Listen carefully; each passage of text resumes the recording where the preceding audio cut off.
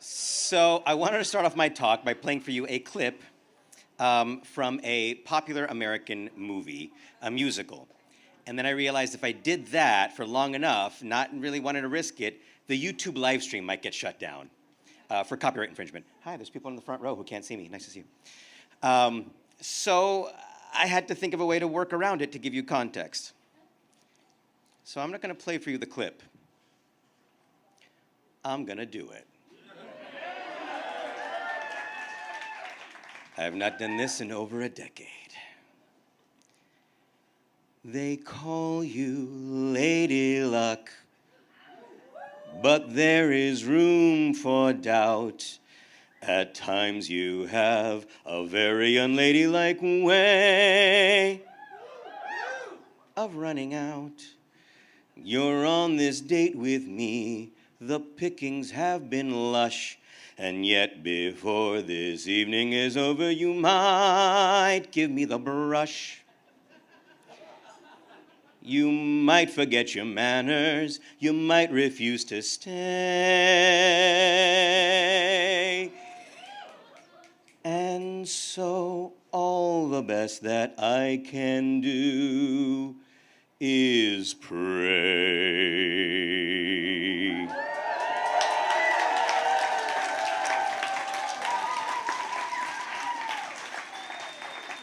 I hit most of those notes. Awesome. Luck Be a Lady Tonight, sung by none other than Marlon Brando in the 1950s classic Guys and Dolls. In it, Brando plays this suave, brooding, traveling hustler named Sky Masterson. But Guys and Dolls and Sky are based on a 1930s short story by a writer named Damon Runyon. Yes, thank you very much. Runyon was a beloved short story writer from the 30s and 40s who based his characters on the real-life gamblers, gangsters, and hustlers he actually hung out with as a crime reporter in 1920s Times Square. Which means Sky is based on a guy, but his name ain't Sky. It's Titanic Thompson. Buckle in, kids, it's gonna be a bumpy ride. Born Alvin Clarence Thomas, unfortunate name, in the Ozark Mountains of Missouri in 1892, little Alvin was already like a child prodigy at hustling. Example, he could shuffle one-handed, taught himself. He could do bottom deals, which is not what it sounds like to some people in this community.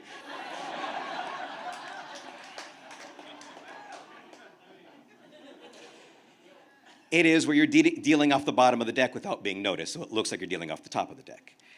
He actually taught himself to mark cards while in play, meaning while he's looking at his hand, he sees what he's got, and he gives each card a nail nick on the edge or the back, and does that for each game. So after a while, he sees all these nail nicks in your hands, he knows what you have.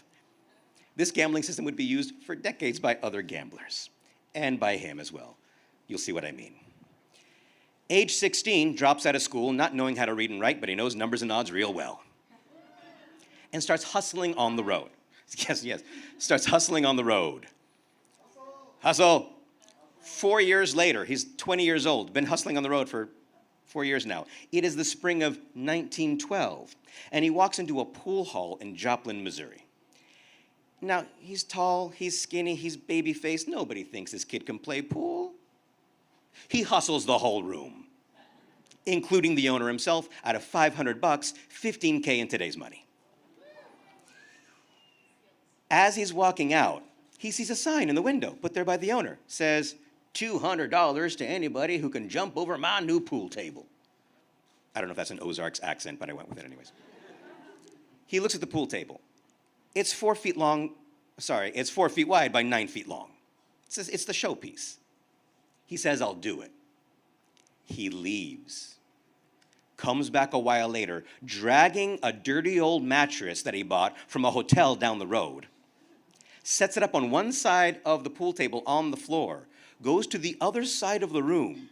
Runs, leaps, he's 6'1", by the way. Leaps, flips over, and lands back first onto the mattress. As he's walking out, counting everybody else's money he's now won, Somebody says, "What's this kid's name anyways?" And the owner says, "I don't know, but it ought to be Titanic, 'cause he sinks everybody." And the name stuck. He was now Titanic Tom. A few years later, 25 years of age, he goes to the first time for the bustling city of Pittsburgh, Pennsylvania, where the air is as thick as the crowds on the street. As he's walking along, he feels a hand on his back pocket. And he's like, "Oh, no, no, not me." He grabs the wrist, wrenches it around to discover a lovely lady pickpocket. Dark-haired in a schoolgirl outfit. This is not her, I just needed a picture. This is the sauciest schoolgirl I could find. Shut up, all of you just shut up. Just shut up. Or DM me later on Instagram. Her name was Alice Kane, and she was dressed in a schoolgirl outfit because she was 17 and should have been in school. But instead, she spent her days pickpocketing men and treating herself to nice meals and the movies. The two of them would get married. He buys her a home cash, because that's how he rolls, with an extra room for her parents to stay in should they visit. 28 years old, 3 years later, he heads up for the first time to Chicago, where he meets Nikolaos Andreas Dandolos, the legendary gambler Nick the Greek.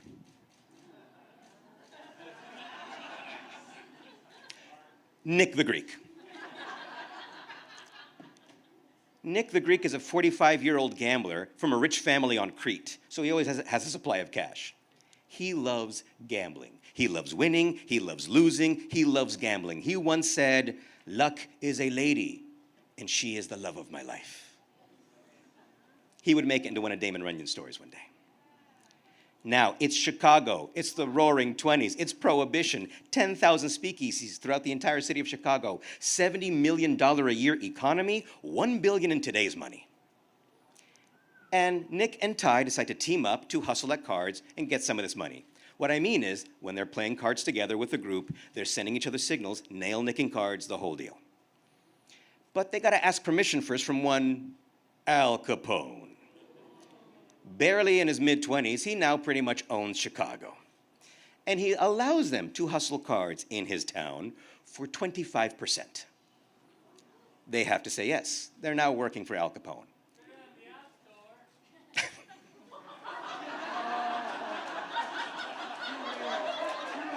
For those of you at home, better than the App Store was what was screamed. Apple Capone, is that word?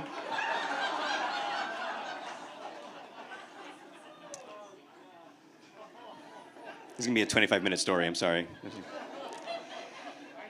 So there's many famous stories from Ty's life, hustling on the road. I don't have time to tell you all of them, I wish I could. All of them are slightly specious. This is one of the more real ones.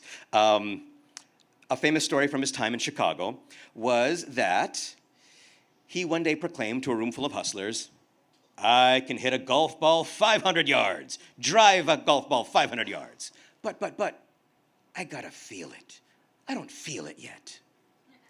A year goes by, working for Capone, and he finally goes, "Guys, I feel it. I can hit this golf ball 500 yards tomorrow." For the next 12, 24 hours, all the hustlers are calling each other up. Ty's gonna do it. Ty's gonna do it. They're all putting in bets and everything. So they all gather around, a village's worth of hustlers gathers around a closed golf course at Jackson Park along Lake Michigan. They all got bets, remember? He tees up the ball. He checks the wind, looks down the fairway. If that's how golfers do it, I don't know what they fucking do. Sets up his golf club, turns towards Lake Michigan and swings. Because it's now winter and Lake Michigan is frozen over. Off into the horizon, off into the horizon. He walks out 50 grand richer after that one. That's the level he's playing with. That's the level of brazen he is. That's the level of pocket cash he has on him, okay? 50K is chump change for him half the time. After this little ditty, Nick and Ty head off to San Francisco, where Nick's rich man connections gets them into the Kingston Club on Powell and O'Farrell. So now they're hustling these rich cats in San Francisco, nail-licking cards, sending signals, the whole 9 yards. After a while, Nick goes off to New York, try his luck there. Ty stays in California to actually get good at golf because he can't actually play golf yet.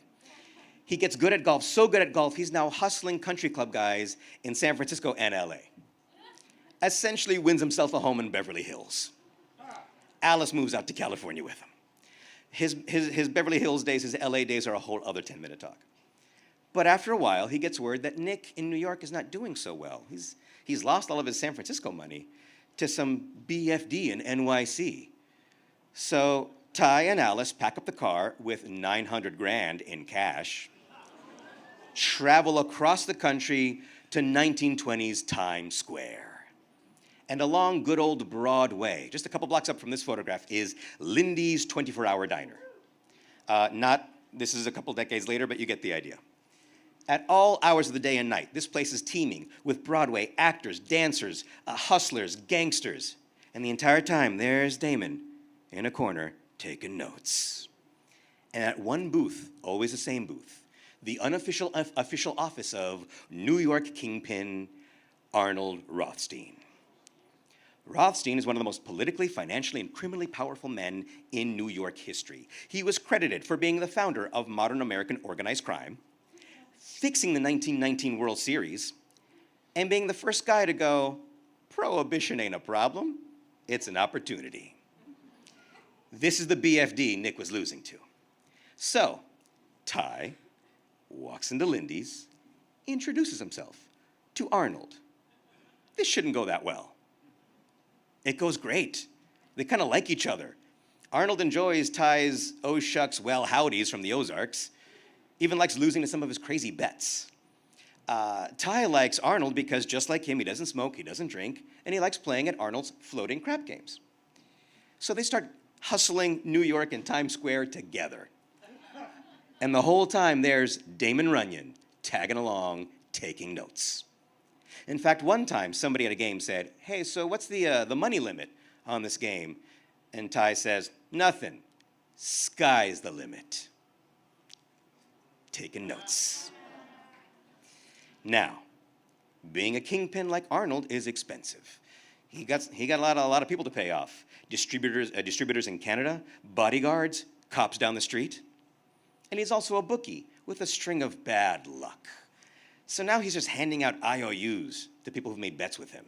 Just your name on a piece of paper saying IOU, you're Maca. Because New York, Maca. But everybody wants their money from him, and he's not there to give it. He's starting to get mean and belligerent about this. He'll beat you up for your money or have somebody else beat you up, but he's going to just give you an IOU. And Ty does not like this. Ty may be a winning cheat, but he's an honest loser. He pays his debts. And if there's anything Ty loves more than gambling, is knocking down a peg belligerent, powerful men. So, on the night of September 8, 1928, Ty takes Damon and a broke-ass Arnold to a poker game in an apartment at the edge of Times Square. There sit 5 of the best poker players in the country. The game is 5-card stud, no chips, all cash. Now, at the start, things are looking good for Arnold. He's getting a few thousand ahead.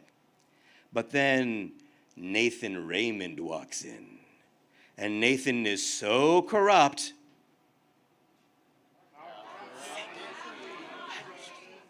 Come on, Salon. Let's try that again. Nathan is so corrupt. I'm glad you asked. He's so corrupt, he's barred from half the minor league games in the West for how many times he tried to fix them. This is Ty's new gambling buddy from San Francisco. I don't know where Nick went in this story, by the way. So Ty starts slipping all the other guys at the table during little breaks, little potty breaks or whatnot, like thousands of dollars cash, each one. And just saying, whatever happens, bet like Nate bets. And now it's a feeding frenzy. They are going after Arnold. Ty and Nate are nail-nicking cards, giving signals to each other. Arnold is now drowning. He ends up losing $500,000, again, most of it in IOUs. This goes from Saturday night to Monday morning. At which point, Arnold finally stands up and says, "I believe I've been playing with a pack of crooks." And leaves. Word spreads all over Times Square. Arnold Rothstein didn't pay. And now everyone he owes money to is getting a little panicky, tracking him down. Creditors are calling him at Lindy's. Someone tried to kidnap him. 2 months later, November 4, 1928, Arnold gets a call from his friend, George Hump McManus. Hump McManus, yes, that's his name. And he's sort of the referee of this game, meaning it's his job to make sure everyone gets paid accordingly afterwards. And now everyone's jumping down his neck because they're not getting paid by Arnold. So he's getting a little jumpy. So Arnold goes to a meeting at Hump's hotel room near Central Park. Hump is drunk. His men are drunk. The room smells drunk. And Arnold says, guys, 2 more days. I just need 2 more days. Hump, maybe again drunk and wanting to give him a scare, pulls out his gun and says, "You make good on those markers." Because again, gangsters talk like that. But that makes Hump's men pull out their guns too. Arnold quietly stands up and says, "Good night, Hump." And before he can turn to leave, bang, a gun goes off in the room. The next day, Arnold Rothstein dies in hospital, never telling the cops who shot him. The next day, 2 days later, Herbert Hoover is elected president.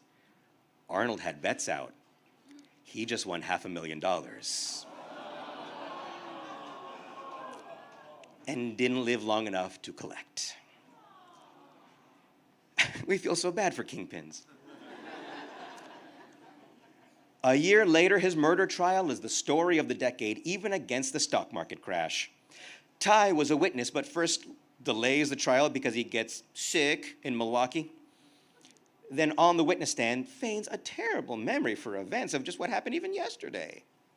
The press starts getting his name wrong. Instead of calling him Titanic Thomas, they call him Titanic Thompson, like the Tommy gun.